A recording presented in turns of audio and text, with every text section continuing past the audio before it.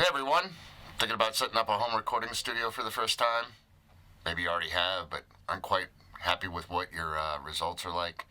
Well, in this week's video, we're going to talk about room and room acoustics, some thoughts and tips on how to address them. Coming up in this week's video.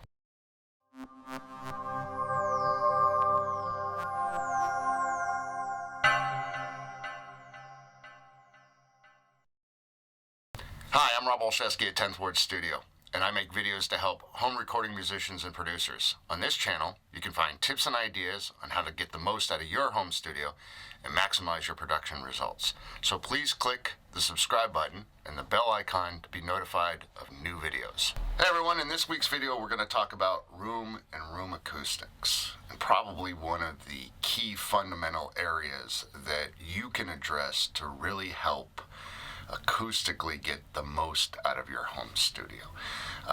We're going to talk about three basic but key elements.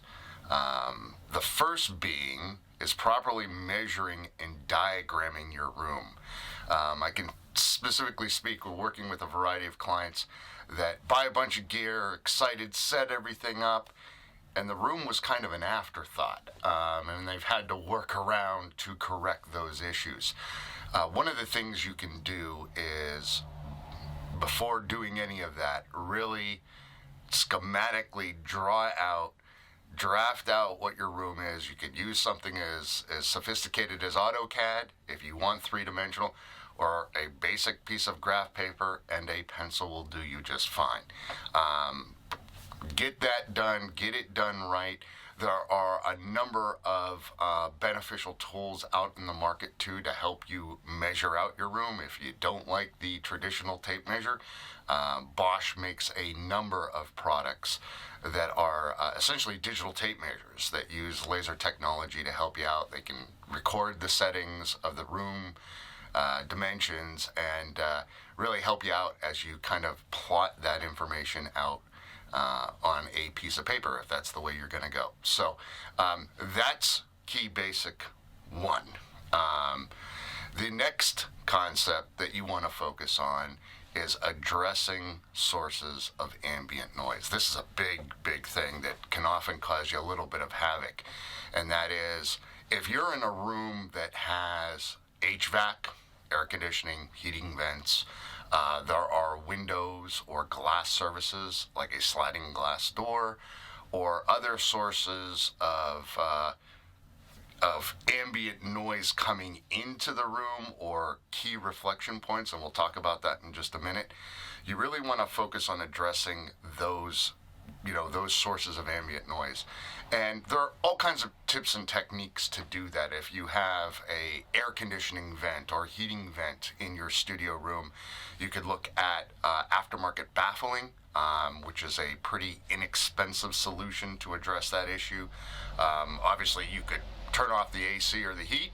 You may not be comfortable in your studio at that point in time, but there are some things that you can do very easily to address those issues.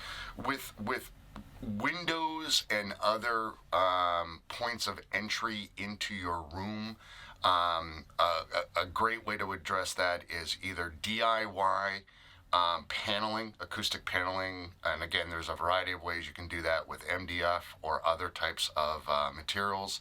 You can buy aftermarket acoustic paneling, and then what you're going to want to do is address those windows, and then on top of that, look at like a product like an acoustic curtain that you could cover those windows with after you've got your acoustic treatment addressing those panes or that buildup. So another key area that you want to look at within your production room and your environment. And then, lastly is really acoustically treat your room for reflection points and energy buildup, right? And this is what you're going to typically see. You can kind of see it behind me there is some aftermarket acoustic paneling directly behind me. You can do DIY by all means. There are many different sources out there to show you how to build paneling to address reflection points. Obviously, watch out for corners of your room. You're going to want to address low energy buildup, and in that case, you're going to look at things like bass traps. That's very important.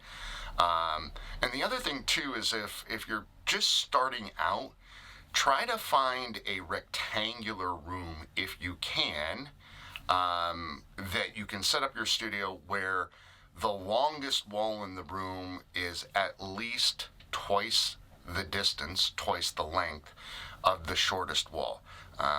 That's really kind of key from an acoustic standpoint, and what you would then do is set up your production desk and monitors parallel to the shortest wall, not the longest wall.